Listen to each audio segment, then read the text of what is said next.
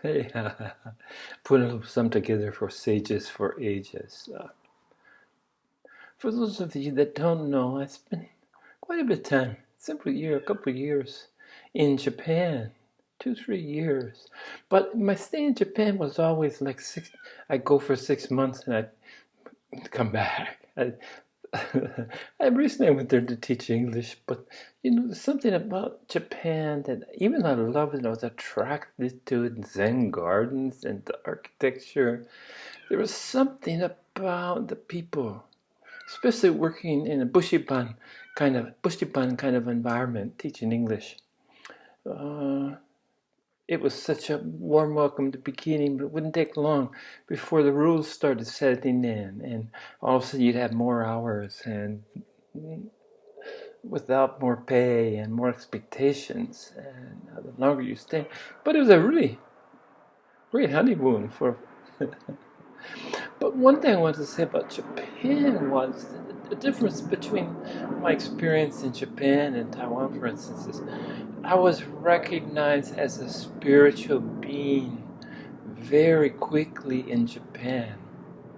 I had a lot of friends, and my best times in Japan was without having a job, just spending time there with friends and going to traveling. But I, from the very beginning, people recognized me. I don't know why. They just would recognize my spirituality, that I was a spiritual teacher, and that I had something worth sharing. It wasn't long that every time I visited, the word would get out quickly, and people, no matter what part of Japan I was in, people would travel long distances just to simply sit and listen. And even though their English was often suspect, they just wanted to be in my presence. So it was nice to be recognized. I have to say it was nice to be recognized. And especially when I started going back and forth between Taiwan and Japan. Never recognized in Taiwan as any kind of spiritual person. Nice guy, good teacher, friendly, but no recognition. And Sifu from the Mio-chan Sifu from the Purple group was the first to really recognize and acknowledge that I was advanced.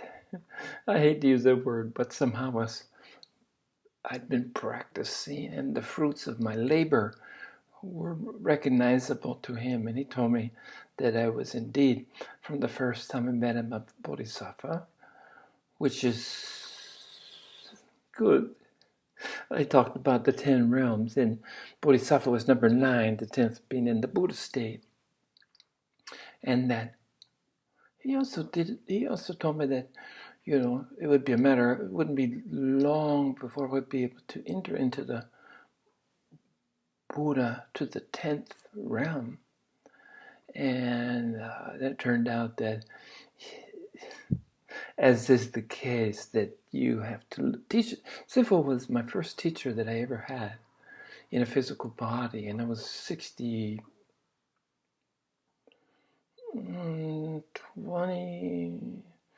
2012 probably. So I don't know the math, but my 60th birthday was 2018, so already 63, 64 before I was introduced to him, first teacher.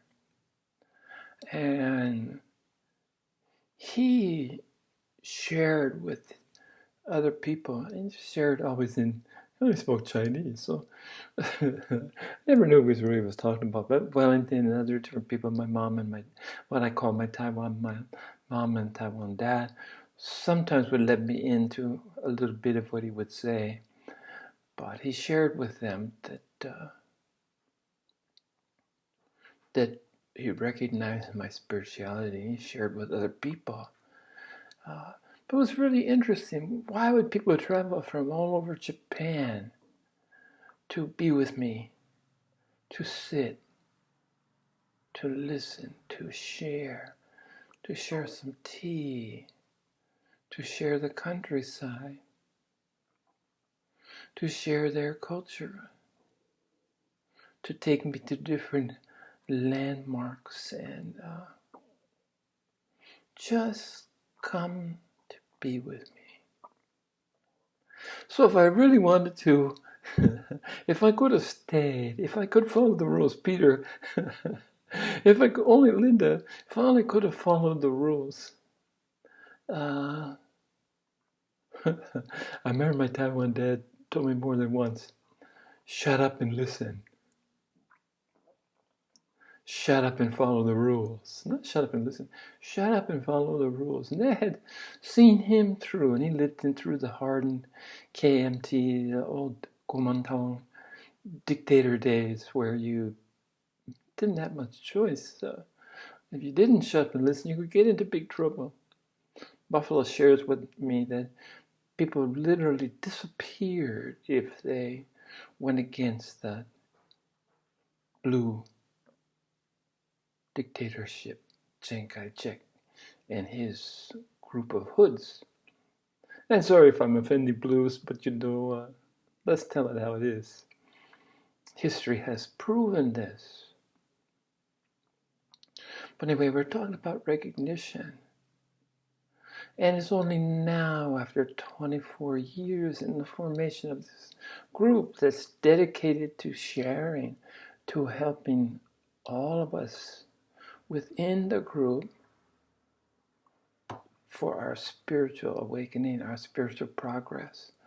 And the grand design is that we're going to share our teachings, our learnings, our Dharma. Not only we're going to live it, we're going to practice it. We're going to share. We're going to do our part to help as many sentient beings as we can. But that's the goal.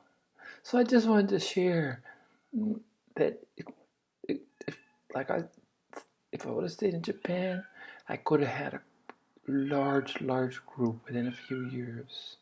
Big group, not to rival Purple, because I just didn't have it in me to deal with the necessities, the structures, the management necessary to make this mega 150,000 member group. But I could head into the thousands probably. I could probably have handled that. And I still might be able to handle if life demands or if life permits. So I just wanted to share that. What is this different about Chinese where I could just live in anonymity, basically to today, and where Japan, I just was recognized. You tell me what's the difference. I don't know, different people, different times, different places. Okay, just wanted to share. Cheers.